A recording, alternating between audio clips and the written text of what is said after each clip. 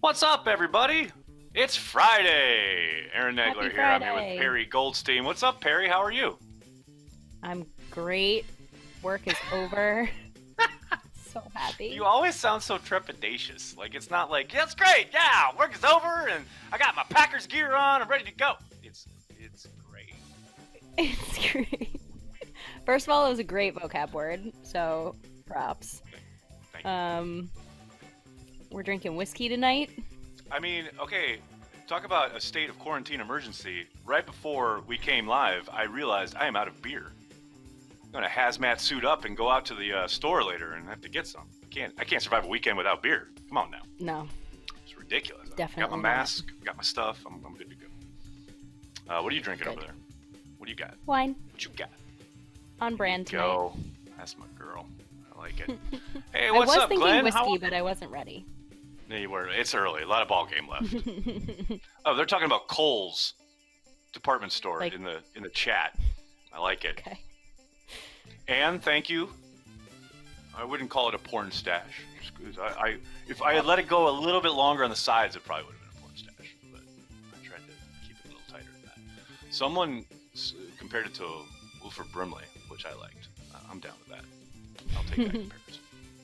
All right, we ready to play? Let's play some trivia. Roll it, Lisa.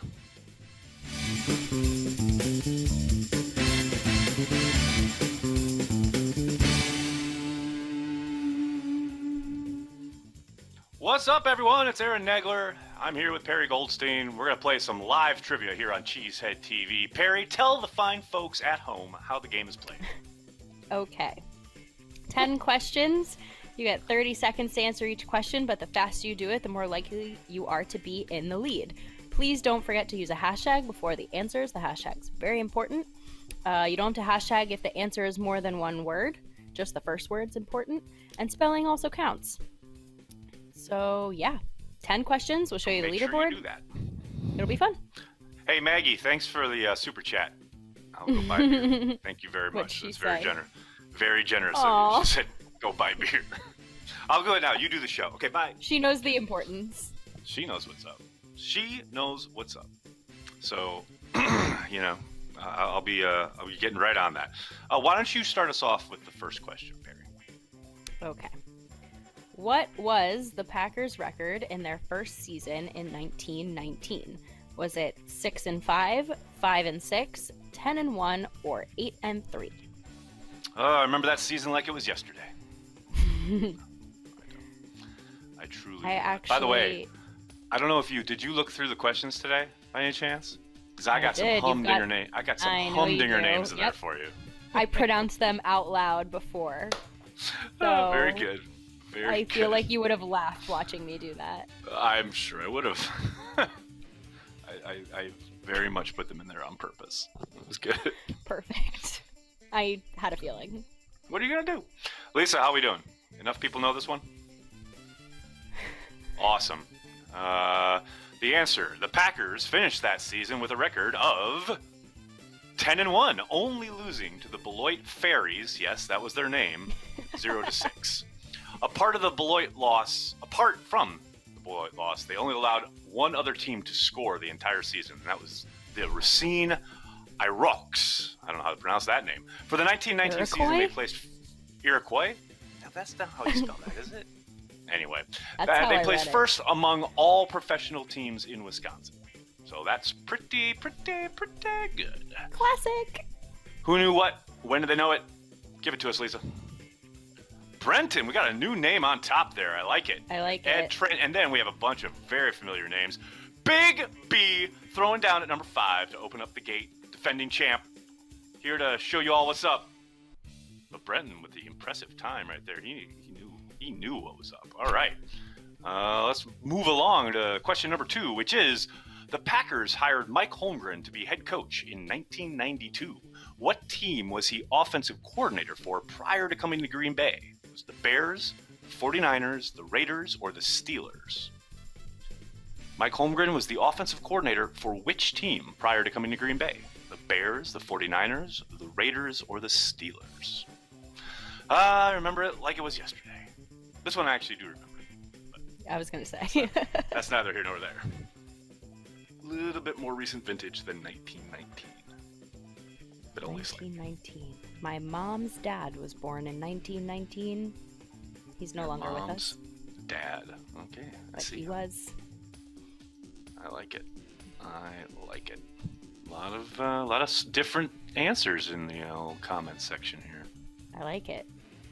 We'll get Gretchen, I'm not so good at this. You stop that. You were balling out yesterday. Joe, oh no, Joe, come on, be nice. Only I'm allowed to make fun of Perri. He said Perri's like, who's Mike Holmgren?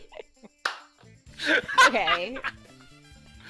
Oh, okay. I know more about the Packers from my I birth. know. Okay. I'm kidding. Okay, why don't you give the fine folks the answer?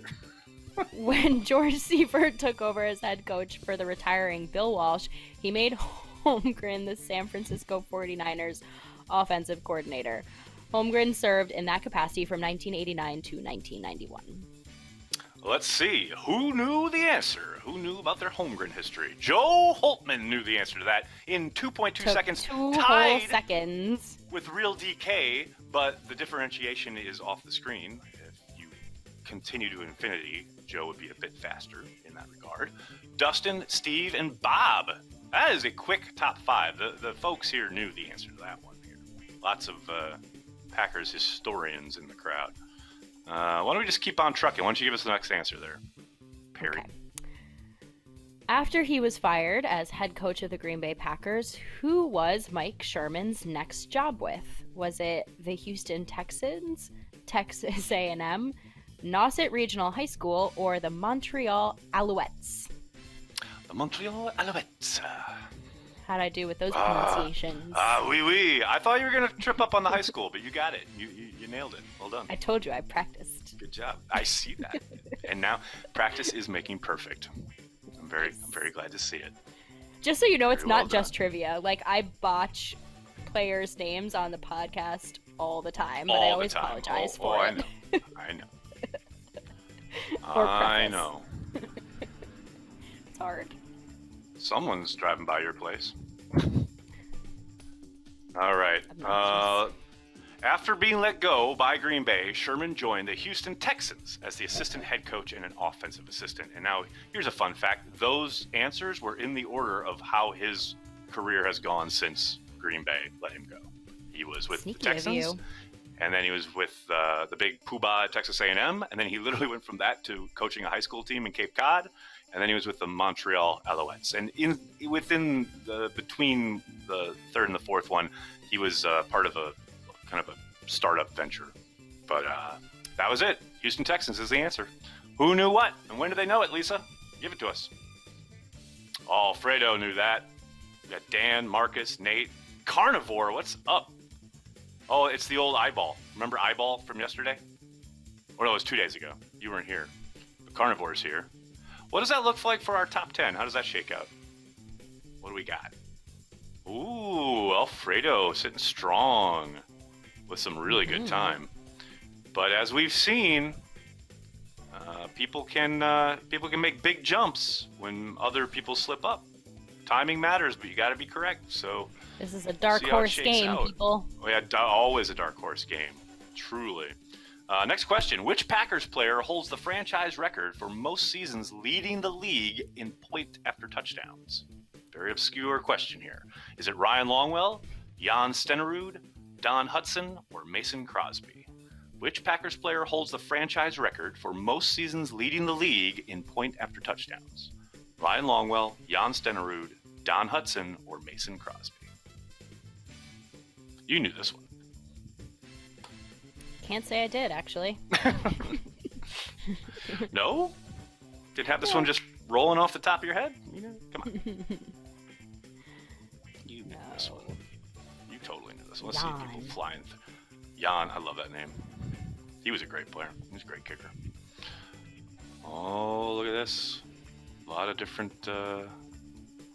Brandy, it can't be Vinatieri. He never played for the Packers. Which Packer player holds the record within the Packers for leading the NFL in points after touchdowns? How are we doing, Lisa? All right, Perri, give him the answer. It was Don Hutson, who led the league in points after touchdowns, not once, not twice. Not twice. 3 times. In 1941, 1942, and 1945. Who knew what, and when did they know it, Lisa? Brendan, Daniel, Andrew, Boyang, what's up? And Brendan holding strong, man. Brendan's holding, just,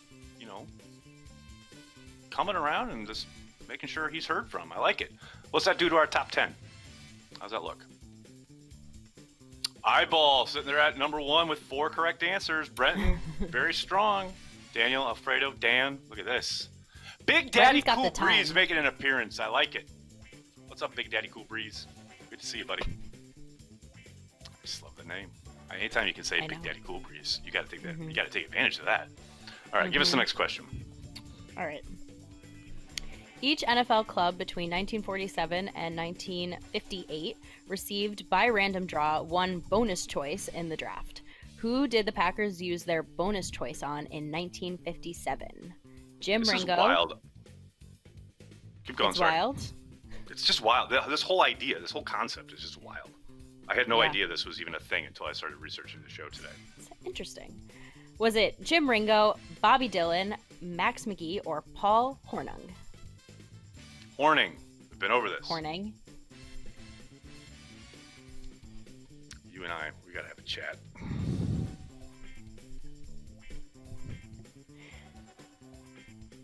I kid because I love. I know. I know. Oh, boy. All right. Of course, the answer is Paul Hornung was selected with the 1957, quote, bonus choice, which was a wild system by today's standards that saw one team awarded the first overall selection by random draw. That team then forfeited its last round choice and was eliminated from future draws. But think about if we were leading up to Thursday's draft and there was like a random pick from a hat of, the Packers have the first overall pick. That keeps bad teams bad. Then you get eliminated because they only did it for they did it for a set amount of time, and then if you got that first pick, you can get it couldn't get it again. But how crazy! But you also get one less imagine that pick. Today? Yes, No. And then you get docked a pick in the last round. People would of go that draft. wild. But how insane is that? I mean, they go wild, but maybe they go wild in a good way. It'd be crazy. And imagine if they didn't announce it until the night of the draft. So then all the GMs with all their preparation and you'd have to be You prepared couldn't prepare. in case you got the first overall pick. That's insane. It's just insane. You'd have to prepare for yourself being for everything. In every situation from 1 to 32. Which is kind of what the Packers did when they selected Aaron Rodgers, because famously Ted Thompson went back to watch Rodgers like the Saturday before the draft, like the week before the draft, because he thought, maybe there's a chance that he drops. Because everybody was like, oh, he's going to go top 10, at least top 10, maybe not first overall. I'm so glad Craziness. Yeah, it's pretty great. Lisa, who knew what? And when did they know it? And of course, Ann knew this. Of course she did. Joe, Andrew, Cody, what's up, Cody? And Jack. Strong group right there. Separated by some time, though. That's interesting. How's that look on our top 10? How we doing? Ooh, it is tight up there. Although Joe is flying through these answers. He's got 4 correct, but easily the best average time. Brenton staying strong, though. I like it. Cody cracking the top 10. As does Ann. Very nice. All right. Let's keep her moving with the next question. Whose franchise record did Aaron Rodgers break for most yards passing in a single season? Was it Bart Starr, Brett Favre, Lynn Dickey, or Don Makowski? Bart, Brett, Lynn, or Don? Who was it? Don't forget to use the hashtags. One of those fine quarterbacks held the record for most yards passing in a single season prior to Aaron Rodgers breaking it. Who was it? Who was that masked man?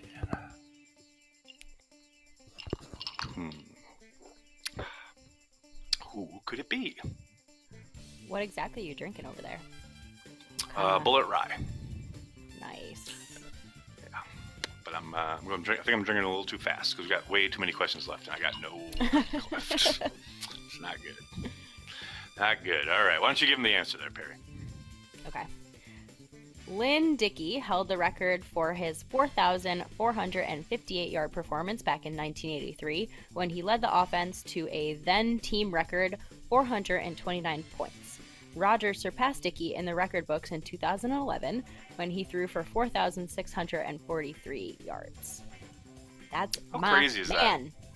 How crazy is that, though? Dickey held that record over, like, Favre never broke it. It's crazy that Favre never broke it. But that's how insanely good Lynn Dickey was. He often gets forgotten, but he was amazing. And how insanely good Aaron Rodgers is. Well, we all know that. Lynn Dickey, man. Quarterback of my youth. Give that man a defense just one time. That's all I ask. All right, Lisa. How are we looking? Who knew the answer to that one? Boyang, of course. Brandy. Beating out Brandy by 0.4 seconds. That's insane. George Butters, what's up? Bob? Glenn? How's that looking on the top 10? How are we doing there? Ooh, there we go. Joe, all alone in first place. But Brenton, I'm telling you, Brenton is sticking around, folks. He will not be denied. I like it. And his time is fast. Yeah, very fast. Cody rounds out the top 5. I like it. Big Daddy Cool Breeze sitting at number 9. Gotta love it. Just gotta love it. Yep. All right. Give us the next question, Perry. Okay. Which NFL team was Mike Pettin the head coach of for 2 seasons? The Steelers, the Browns, the Seahawks, or the Rams? I like how you said the Rams like the Bears, kind of. The Rams. Doesn't quite work. It doesn't quite flow off the tongue quite the same. I don't know. Whoa, hey, comment section going fast on this one. Because everyone should know it. Everyone, I think, does know it. Possibly the easiest question I've ever asked. Pettin. Oh boy, that's pretty good. Scott, make sure you use the hashtag that's on the screen there. Won't count without the hashtag.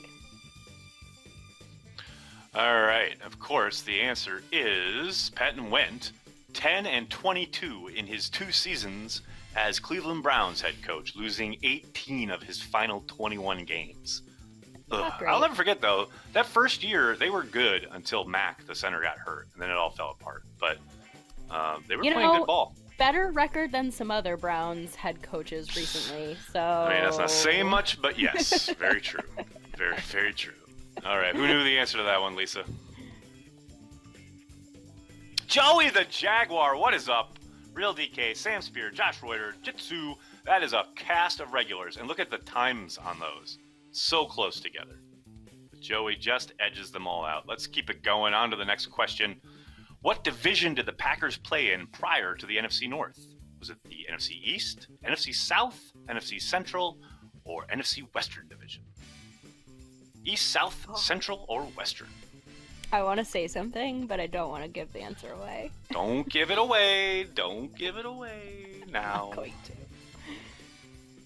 You know, Perry, I trust you for your professionalism. That's why I really enjoy hanging out with you. You're going to ruin all that in a moment. Or something. Right, because professionalism is how... That's the whole backbone of this show. What are you talking about? As we drink wine and whiskey. Our very first ever interaction was in a bar, drinking beer, getting drunk together. This is fair point. Fair point. I love this. Joey says, I know this from Perry's shirt the other day. Look at you giving clues. See, I was going to say that if you've been paying attention to my gear. There you go. See, but now we'll find out who's paying attention. Give us the answer there, Perry. Okay. Prior to 2002, when the NFL put the Packers in the NFC North, the Packers played in the NFC Central. It featured all the same teams as well as the Tampa Bay Buccaneers, which gave us some memorable Battle of the Bays, which we're getting another one, hopefully, this season. Missed those Battle of the Bays. Yes, we are. All right, Lisa, who knew the answer to that one? Oh, Joey knew that one in record time, thanks to Perry's You're shirt. welcome, man. Real DK, Dan, Gretchen, Josh. Look at these times. My goodness. What's that do on the top 10? Got 2 more questions to go. Ooh, Joe holding strong. Brenton's right on the nipping at the heels, though. Tell you what, Brenton's been fast. He's just missed 1 answer. I like it. Or 2 answers, sorry. All right, that's a strong-looking group. Why don't you get us the second to last question, number 9? Give it to us, Perri. Okay. The Packers missed out on drafting a future Hall of Fame linebacker by 1 pick back in the 1996 draft. Who was it? Brian Urlacher, Derek Thomas, Junior Seau, or Ray Lewis? How did you do on those? Junior Seau. What are you going to do? I was 1. You were very What are you going to do? I was 1. What are you going to do? You were indeed 1. That is good. I like it. I like it. Yep, the Packers missed out on this guy by 1 pick. Pretty depressing. Sometimes that's just how the cookie crumbles. Well played. You're ready. You're ready for motherhood. That was well done. Ugh. Just with that. What? A what? All right, I'm gonna hold my tongue on that one. The Packers were literally on the phone, this is true, with Ray Lewis, waiting for Baltimore to make their pick in hopes that they would be able to select him 27th overall. However, as we know, Baltimore ended up using the 26th pick to take the future Hall of Famer. The Packers even had his name written on the card. The Packers ended up selecting offensive tackle John Michaels, who really wasn't all that great, but they did win a Super Bowl that year, so it's okay. But yeah. And you know, they were that close. They were that close. And now Zadarius Smith copies his sack dances. Copies his dance after he questions his leadership on national television. I like it. It's pretty good. All right, Lisa, who knew it? Joey holding strong here lately. I like it. Joey, Joe, Real DK, Ann, and Andrew. Strong group. What's that top 10 look like heading into the final question? Joe holding strong. He will not relinquish. If Joe just gets this one right, he wins. I don't know why that's so funny. I'm supposed to be building the drama here. It's very important, Perri. I know. All right. I know. I can tell. All right. Final question. Here we go. Where was Preston Smith born? New Orleans, Atlanta, Memphis, or Sheboygan? Sheboygan. I can't believe that's a place. It's a great name. That's literally where I was born. That is such a fantastic name. Like, that is the best town name I've ever heard. Did Preston was he also born in Sheboygan, along with CheeseheadTV co-founder Aaron Nagler? Give us your answers. We'll find out. We'll find out momentarily.